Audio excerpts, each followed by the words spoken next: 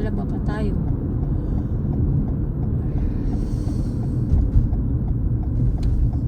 Tapin natin yung ating nilabhan ngayong araw.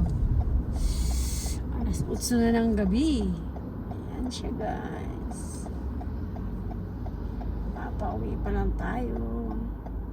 Galing tayo na Malengke.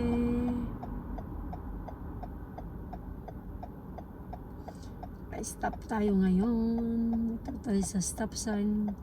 Kailangan natin mag-stop. Hindi kagaya sa Pinas. Kunting aberya. Pag walang truck, walang sasakyan, bubanat. Pero dito sa US, hindi pwede.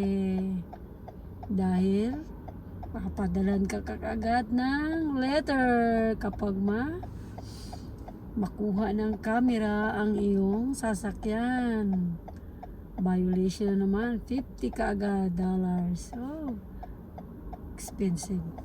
Kaya kailangan mag-ingat pag red light, red light. Ito pwedeng magpatakbo kahit malinis kunting sasakyan. Ayan siya guys, ang real talk lang tayo. Kailangan disiplina talaga dito. Kaya minsan pag nasa 64, minsan 80 yung pinapatakbo natin.